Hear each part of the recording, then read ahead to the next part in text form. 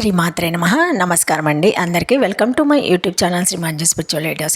మనము శ్రీ లలిత త్రిశతి స్తోత్రం 300 నామాలకు భావార్థాలు తెలుసుకుంటున్నాం కదా. శ్రీమాత్రే నమః. ఈరోజు వీడియోలో మనము శ్లోకాలు 54 నుంచి 59 వరకు శ్లోకాల నుంచి నామాలకు భావార్థాలు తెలుసుకుందాము. శ్రీమాత్రే నమః. ఇదివరకటి వీడియోలో 292 వరకు నామాలు తెలుసుకున్నాము. ఈరోజు వీడియోలో మనము 293 నామాల నుంచి భావార్థాలు తెలుసుకుందాము. శ్రీమాత్రే నమః. ఇంకా వీడియోలోకి వెళ్ళిపోదాము.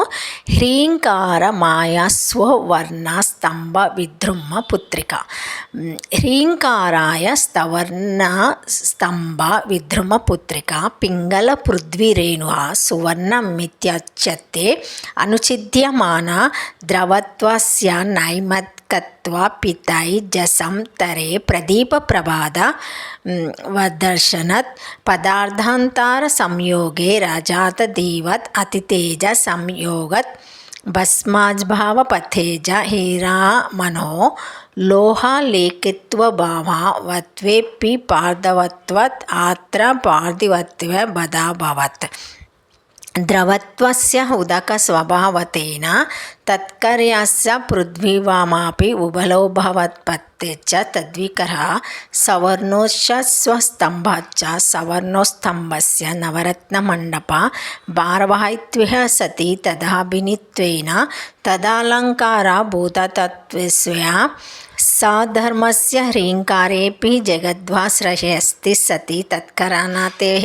సతి తదాత్పుతేత్వే సతి పరమానంద జనకాత్యస్య సత్వేన హ్రీంకారమయ ఇత్యభేదోపచార ప్రతిపాలంకారోద్యతనాద ఇతి జ్ఞానత్యస్యం హ్రీంకారే ఉపమాయే మాయా శబ్దేన ఉపమాన భేదకల్పనాత్. శ్రీమాత్రే నమః. భావార్థము: ఓం హ్రీంకారమయ స్తవర్ణ స్తంభ విద్రుమ పుత్రిక. పసుపు పచ్చ రంగు గల్ల పృథ్వీ వీరేణుపు సువర్ణవర్ణమని వివరింపబడును. కొందరు సువర్ణము తైజస్సమందురు. అగ్ని సంయోగం చేత ద్రవత్వము కలిగి కొంత కరిగిన పిమ్మట జలాది ద్రవత్వము నశించు విధంగా సువర్ణ ద్రవత్వము నశించదు. అట్లే ఉండును కనుక ఈ సువర్ణము తైజస్సము అని వారందరు. కానీ ప్రదీపకాంతి మొదలగు తైజస్స పదార్థములలో ద్రవత్వము కనిపించదు. మరియు మరి యొక్క పదార్థములతో చేర్చి అతి తేజస్సంయోగం వలన రజతమును భస్మము చేసినట్టు గానే సువర్ణ భస్మమును కూడా చేయుచున్నారు. పృథ్వీ యందు లోహలేఖత్వము కలదు. హీరా వజ్రమణి యందు లోహంతో గీచినను ఘాటు పడకపోయినను పార్థిత్వమును అంగీకరించుచున్నారు. అనగా పార్థిత్వమునకు బాధ లేదు. ద్రవత్వము ఉదక స్వభావము జలకార్యమగు పృథ్వీ యందు ఘృతాదులలో నైమిత్తిక ద్రవత్వం కలదు.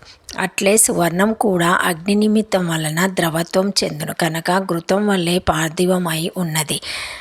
సవర్ణ స్తంభము బంగారంతో నిర్మించిన స్తంభం. నవరత్న మండప భారము వహించు సువర్ణ స్తంభం. ఆ మండపములో చేరిన దగుచు ఆ మండపమునకు అలంకారభూతమై ఒప్పును. శోభను గురించును. అట్లే హ్రీంకారము జగతాశ్రయము జగత్కారణము జగద్ధంధరూపము అగుచు పరమానందమును కలిగించుచున్నది. కనుక హ్రీంకారము ఇచ్చట సౌవర్ణ స్తంభమునుగా ఆభేదోపచారము మయట్ ప్రత్యయముచే చేయబడినది.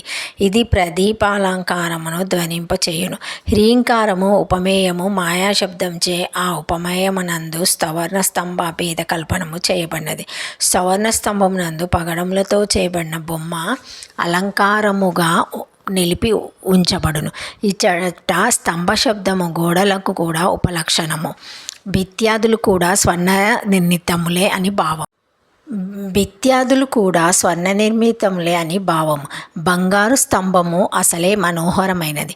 మరింత శోభ కూర్చుటకి ఈ విద్రుమ పగడము సలభంజిక ఉపయోగపడును. దానివలన యజమానికి ఆదేశమునకు గల ఉత్కృష్ట తెలియవచ్చును. అదేవిధంగా హ్రీం బీజమునందు శ్రీపరదేవత బీజార్థమాగుచు ఆరూఢమై బీజమంత్ర స్తోత్రాదులను అన్నిటినీ శోభించ చేయుచున్నది.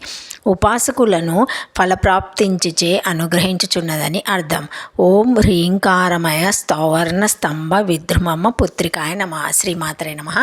Thank you for watching my video. Please like, share, comment, subscribe to my channel. మరిన్ని వీడియోస్తో మళ్ళీ కలుస్తానండి.